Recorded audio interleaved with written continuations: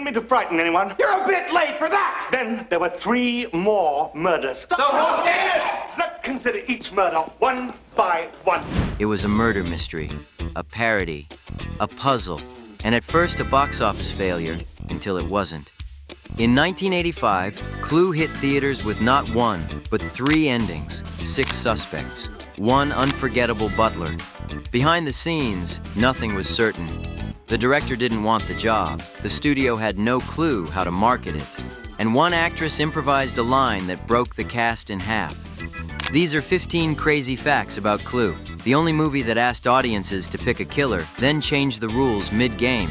Fact 1, the movie with 3 endings. Clue didn't just film 3 endings, they released them separately. Depending on where you lived, you saw a different killer. In one theater, Scarlett was guilty, in another, Peacock, and in a few, everyone was in on it. Audiences left debating who was right, but instead of excitement, many felt cheated. Critics thought it was a gimmick that ruined the movie, but on VHS, all 3 endings were stitched together in sequence. Suddenly, the concept worked. Fans could watch each reveal, argue which was canon, and rewatch to spot hidden clues. That's when Clue transformed into a cult classic. Fact 2, Tim Curry ran the show. Tim Curry wasn't just playing the butler, he was driving the entire film. His performance blended sharp delivery with physical comedy, giving the movie its manic energy. The best example is the finale, where Curry as Wadsworth sprints through the mansion, reenacting every murder step by step. Dinner, Mrs. Peacock told us that she was eating one of her favorite recipes. And monkey's brains, though popular in Cantonese cuisine, are not often to be found in Washington, D.C. Colonel Mustard, when we saw the motorist at the front door, you took the key to the weapons cupboard out of my pocket. Then you suggested that we all split up. You separated from Miss Scarlett, crossed the hall, opened the cupboard, took the wrench, ran to the conservatory, entered the lounge through the secret passage, killed the motorist with a blow on the head. Like that! This is incredible! Not so incredible as what happened next. After we all split up again, I went upstairs with you. Yes, you, Mrs. White. And while I was in the master bedroom, you hurried downstairs and turned off the electricity, got the rope from the open cupboard, and throttled Yvette. You weren't jealous that your husband was stopping Yvette. That's why you killed him, too. The sequence took one long take. He dashed from room to room, shouted motives, pointed fingers, and still landed every beat. The cast could barely keep up. Even the camera crew was exhausted. When Curry finally finished, the set erupted in applause. He didn't just act in Clue, he carried it on his back. Fact 3, the set was a murder weapon. The mansion wasn't just a backdrop, it was practically another character. Built as a continuous set, every hallway, ballroom, and secret passage connected like the board game. This allowed the camera to glide seamlessly, giving the audience the sense they were inside the mystery. It also gave actors freedom to move in real time. Characters could exit one door and reappear naturally in another room. That fluidity kept the chaos alive. Later, parts of the set were reused in other productions, but in Clue, the house itself became the ultimate stage for murder. Fact 4, flop at first. When Clue premiered, it bombed. Paramount's marketing leaned on the multiple endings, but never explained the concept clearly. Many moviegoers thought they missed the real ending. Critics called it flat, silly, and pointless. The film barely made $14 million, but years later, home video gave it a second life. On VHS, viewers saw all endings together, understood the joke, and fell in love with the witty dialogue and sharp ensemble performances. Word of mouth spread. Midnight screenings followed. What began as a flop slowly turned into one of the most beloved cult comedies of the 80s. Fact 5, Madeline Kahn Improv. Mrs. White's legendary monologue was never in the script. During filming, Madeline Kahn suddenly burst out with, "Flames, flames on the side of my face." Flames, flames on the side of my face. Breathing, breath. The delivery was so absurd and so unexpected that the crew nearly ruined the take by laughing. Jonathan Lynn wisely kept it. The line gave Mrs. White a unique edge and became one of the most quoted moments in the movie. Kahn was known for her comedic instincts, and this proved why. Sometimes the most iconic parts of a film aren't written, they're discovered in the moment. Fact 6, murder, but make it clean. For a murder mystery, Clue is surprisingly bloodless. Every death is off-screen or softened with humor. The stabbing of the cook? Just a scream. Mr. Body's death? A thud. Even strangulation is played like slapstick. This was intentional. Paramount wanted a PG rating, so Jonathan Lynn avoided gore. Instead, he used timing, silence, and reaction shots to build tension. The result? A murder movie parents could let their kids watch, one that aged far better than most graphic thrillers of the time. Fact 7.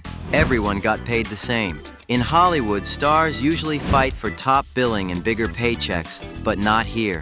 For Clue, the entire cast agreed to equal pay. Tim Curry, Madeline Kahn, Eileen Brennan, Christopher Lloyd all earned the same. This unusual move fostered unity on set. No egos, no salary drama, just an ensemble of stars working together. That harmony carried into the performances. Each character feels distinct but balanced, because no one was elevated above the rest. It's part of what makes Clue such a perfect ensemble comedy. Fact 8. Script was a logic puzzle. Writing Clue was like building a Rubik's Cube. Jonathan Lynn had to craft a story that made sense across 3 different endings.